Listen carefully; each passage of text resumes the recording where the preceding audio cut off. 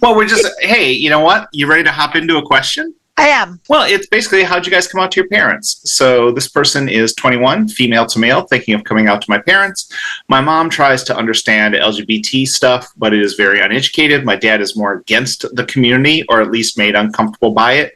They're still funding me financially as I go through a master's in medical bills. I'm so tired of just living in stealth to my parents. My circle where I live away from them now all know, but I've never said anything to my parents before. I'm scared they'll cut contact, I'll be left homeless without medication, and unable to stay in my current situation whilst doing studies.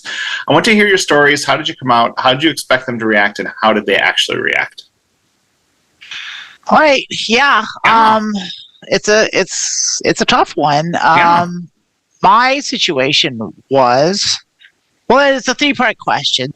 So after I came out to my roommate, I sat and I made a plan about like, okay, now how am I going to come out? And so what I did is I thought about it. I was like, okay, well, I came out to my roommate, who's the person that was like living with me and closest to me at the time. It's like, well, the next circle to come out to is like, I kind of like thought of it like that. So that was the closest person to me. Then like outwards from there, like, okay, so the next circle would be, I was doing a podcast at the time, and I was like, well, I'll tell all my podcast co-hosts, like, that's the next thing to do. Mm-hmm. And so, like, that was the next group of people that I told. I did that. I tried to do as much in person as I could, but it wasn't always possible to do it in person. So then it was that. And then after that, it was like my band. So I was in a band. I was like, okay, I got to tell them. And so I told them when they came up, and like they were cool and everything was cool.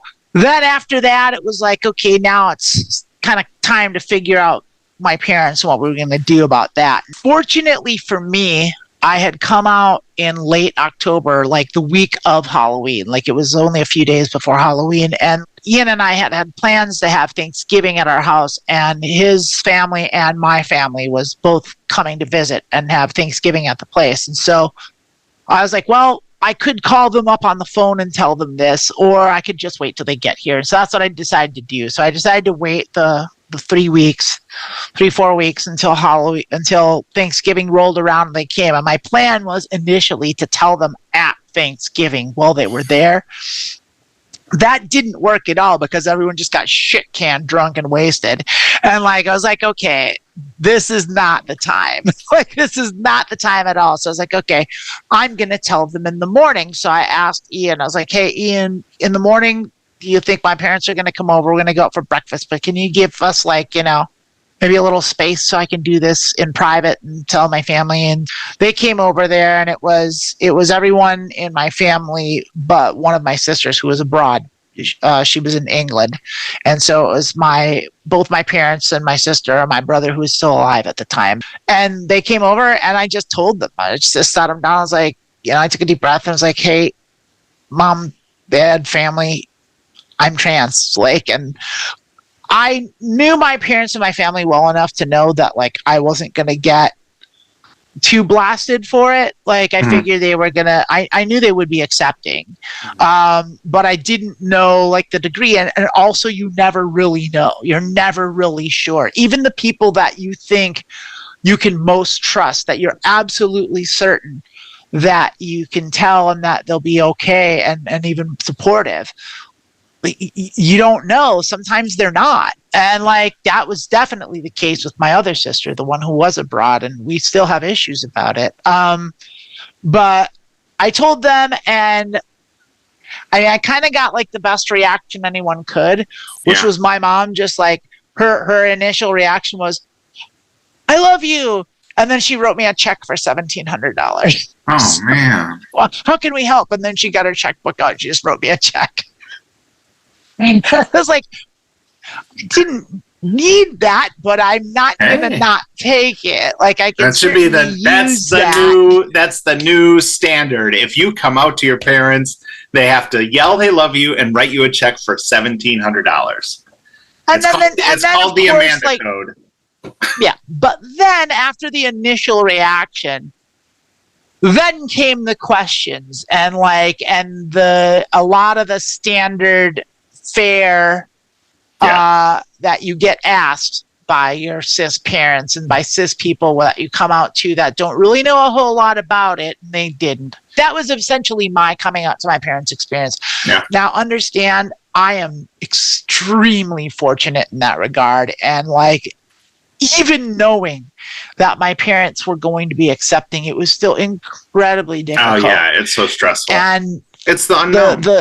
The sad part about it is the vast majority, I don't know but definitely the majority of trans people that do come out to their parents, it's not taken well, and it's varying degrees of scrutiny. And I've never seen anything that talked about like the vast majority. I think there are definitely problems. Not the vast majority, but the majority. I'd say more than half. There are great stories of like people who are supported, and so like in situations like this, I totally understand your trepidation. And like I always tell everyone, it's like you move forward at your pace, and you know the situation better than anyone you're asking for.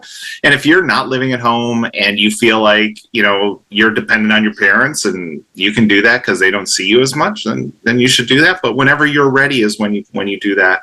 That's the exact right advice. Yeah, that's funny you mentioned. Well, first of all, I got to talk about this $1,700. So when I got divorced, my mom said, she was like, well, I'll send you some money to help for the divorce. And she never sent any money. And I went through the divorce. Then like a year, 2 years later, I'm back home and she's talking about something and giving money to my other sibling. She's like, well, I gave you that money for the divorce. I'm like, you never gave me anything. And she pulls out her checkbook and she looks it up and doesn't find, it's like, oh yeah, you're right. And then just puts the checkbook away. And I was like, oh. That's nice. Okay. I guess here we are. Great. So, yeah. So I mean, a part of me has like a little thing because I didn't transition until 2018, but I kind of came out in 2015 as gender fluid, gender queer. I was had this other, for lack of a better term, persona that I would perform as, that I would be out as, and that everyone anyone who followed me on social media knew about it, even though I hadn't come out as trans. It was just like, where I was, and I was figuring stuff out myself because I had been what you would define in my whole life a cross-dresser, and that's because that's the only word I knew to describe that. And so I was just kind of continuing that and like didn't even consider, thought I was too old to transition. Anyway, I started in April 2018. The first people I told were my roommates just the night before I went to the doctor. I'm like, hey, this is happening. And then I just kind of like told people as I felt comfortable and kind of used like the months leading up to that summer is like a dry run. So if I was talking to and I just felt in the moment I should tell them, I had a lot of close friends that I told. And then in summer 2018, I was going on a huge road trip and I was basically just going to tell the world on Facebook. And then I was going to go on this road trip and just ghost from Richmond for a month where I was living, and it worked out for me. Fine decision. But before I did that, I had individual calls with my family members. My father's already passed away, and talked to my younger siblings and my all of them are younger, but my two youngest ones, then my brother, and then I talked to my mom last and told them. And it went fine at the time. I don't know if my mom really understands what's going on, but I explained it to her and let her know. And now I don't talk to anyone. Yeah. It wasn't like that. Here's the weird thing is, I do advocacy work for Equality Virginia, where I go out and like I talk to groups about the trans experience and how they can support, it might be a medical center or a youth group, how they can support trans patrons and stuff. And part of my story was like I came out to my family and like didn't really have those negative repercussions. Then like I said, 2 years later, it kind of hit the fan, and I'm fine with that. But for me, it was scary, but also I think it's scary for anyone anytime you have big news and you don't know how they're going to react. But if you feel like you're ready, you have to live your own life on your terms. And the other thing I was scared about is, my best friends are people I went to college with. And these are people I've known for almost 30 years when I'm coming out. And so I always tell this because I think this is more uplifting than the family story. So I texted my two best friends from college. I was like, hey, I'd had phone calls with my family all week. I'm like, guys, I don't have the energy to do this individually with you guys, but you probably noticed on social media the last 3 years that I'm queer as fuck. And I've started hormones and I'm transitioning. And one of my friends texted back an amazing message that all the stuff I'd been through since I'd gotten divorced, and seeing therapy for myself and seeing how I'd changed my life. And not just with regards to transition, I made a lot of other changes in my life, like inspired him to see a therapist and make changes in his own life. And he's in a much healthier spot than he was. And that, like, this is the first time I ever talked about that without crying. Like, I was crying when I was reading that text, and it really was emotional. Just realize that, it can be tough. And, we always say there are going to be people who are in your friend group now who aren't going to accept you. There's going to be family members who don't accept you. And your choice is, do I want to continue being miserable and have these people in my life, or do I want my life to be good and bring the people along who want me to be happy? And that's really what it is. Like, if if you want to stay miserable so your uncle comes to your family cookouts and doesn't give you shit, then don't transition. But if you want to be happy, you have to do what's going to make you happy. You have a hormone imbalance, and you have to take care of that. And that'd be like, I have a heart condition, but I'm not seeing medical service because my uncle thinks that people who get heart transplants or get treated for heart disease are weird, and so I didn't get my heart disease treated. Like, it's a medical condition, you're going to take care of it. I would say, go in and prepare for the worst, but also, the worst probably isn't going to happen. I think if the worst probably isn't going to happen. If you prepare yourself for the worst and then it's just bad, you'll realize that you can survive it. And if the worst does happen, you'll be ready for it. Yeah, you were all ready for it. Well, I had, from when I first came out, like, I had a good 8.5 hours to figure out what I was going to say and just to stew on it by myself. And I, of course, your brain goes to the worst places, and I was just a sniveling ball of snot and tears by the time Ian got home from work, and I actually told him. But I was a wreck. And then when I did tell him, and I had planned it all. I was like, this is what I'm going to say. This is how I'm going to say it. And the time came, and I just blurted it out so inelegantly, barely a complete sentence, through tears and snot. Blah, blah. You had this whole cinematic vision of your Oscar-winning monologue, and none of it worked. Well, then he just looked at me and was like, okay, is that it? I thought you had cancer or something. Yeah. Who cares? Yeah. Like, congratulations. Yeah. It was like one of those things where it was like, oh, shit. And then it immediately was weird because of how not weird it was. Right. And hopefully, it's like when you're going down the response. You're going down the stairs and you miss a step, or you think you're at the bottom step and you hit a step that you didn't think was there, and it's jarring. That's what it's like. You're prepared to hit the ground, and suddenly it's just like, oh, I just stepped down and it was fine. I think I got helped by coming out, as genderqueer beforehand, and everyone knew I was kind of on my own thing.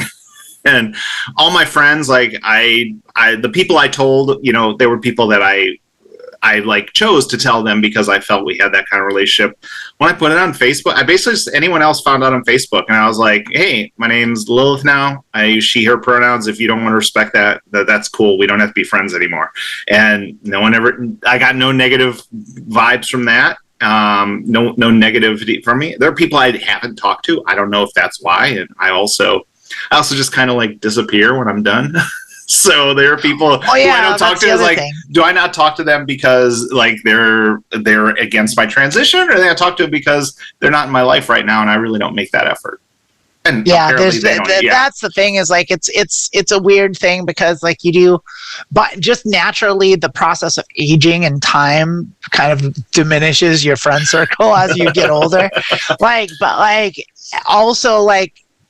It's, as with anything transitioning, it's such a gradual, slow process, and it's so all encompassing and so gargantuan that it's impossible to separate anything and to divide anything. It's just too all encompassing. And so it's well, is it because I transitioned that I don't talk to that person anymore? Or is it because I just don't talk to that person anymore? Because how many other people before you transition do you not talk to? It's just many. What happens over time. And so it's well, it could be that, or it could be that. Is that the hormones? Or is it the hormones are the reason that this is happening? Or is it because I'm turned 45?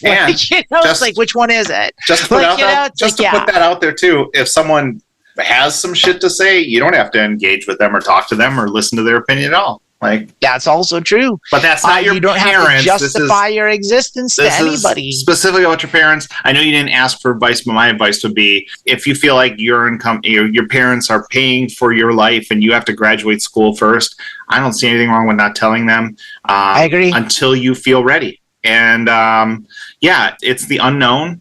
But for me, it's about, it just came to a time where it's like, well, this is what I'm doing, so I'm going to let you know. But you're in a different position. I was like a 47-year-old person who had a job and health insurance and was been on my own and all that kind of stuff. You're in a different place, and so. Well, and that's the thing is, like, it is different for everybody, and you do have to ultimately make that decision of how you're going to do it and how, and if how long you want to wait. Like, because for a lot of people, it's like, if you do have things riding on it, that like it's like you have to weigh the risk benefit. You have to run it through the cost benefit analysis machine, and like if it comes up positive, then you do it, and if it comes up negative, then you don't. They're getting a master's, and only you can make that call. And there's nothing wrong with keeping it secret for as long as you feel like you need to. You have to do it when you're ready, just like Lilith said.